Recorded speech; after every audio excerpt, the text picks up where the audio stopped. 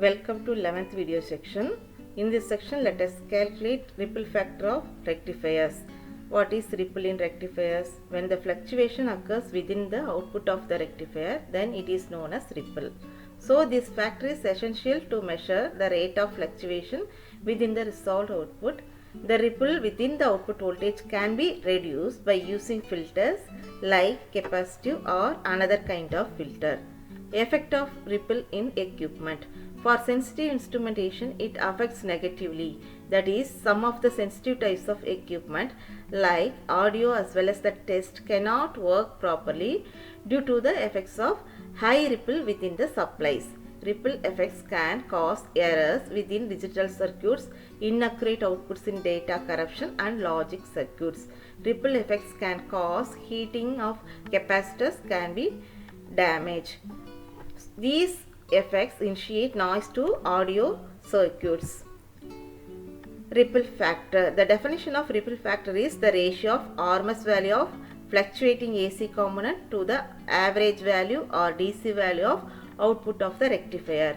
The rectifier output mainly includes AC component as well as DC component. The AC component within the output is unwanted as well as estimates the pulsation within the output of the rectifier. So, this is the smoothened ripple and the dotted line represent rectified ripple. Why ripple occurs? Whenever the rectification occurs through the rectifier circuit, then there is no chance of getting accurate DC output. The circuit of a rectifier can be built with diodes. Ripple mainly depends on the elements which are used within the circuit. The output waveforms gets like pulsating AC waveform. Let us derive ripple factor. Ripple factor is equal to AC components RMS value divided by DC components RMS value. Then RF equal to IAC by IDC. This is extremely significant while deciding the efficiency of rectifier output.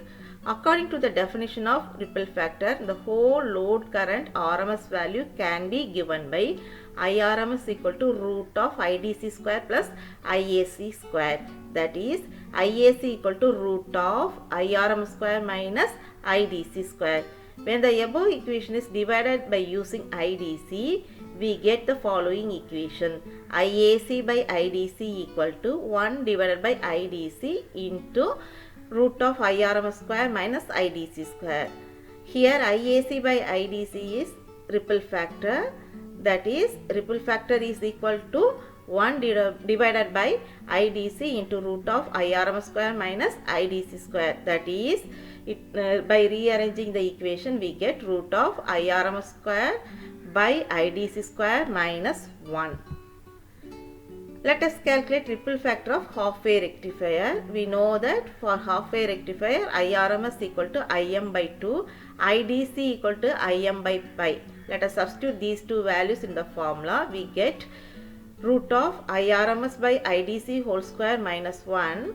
That is Im by 2 by Im by pi whole square minus 1. Evaluating this equation, we get 1.21. From this derivation, we can get the ripple factor of half-wave rectifier is 1.21 or 121%. It is very clear that AC component surpasses the DC component within the half-wave rectifier output. It results in extra pulsation within the output. Consequently, this type of rectifier is inefficiently intended for changing AC to DC. So, this is the output waveform. The solid grey color line represents half-wave rectifier's output. The solid dark black line indicates ripple. Let us calculate ripple factor of full-wave rectifier.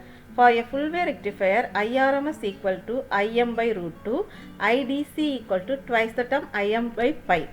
We know that RF is equal to root of IRMS by IDC whole square minus 1. Let us substitute the value of IRMS and IDC in the equation. We get 0.48. Here from the above derivation, we can get the ripple factor of a full-wave rectifier is 0.48. Therefore, it is very clear that in the output of this rectifier, The DC component is above the AC component.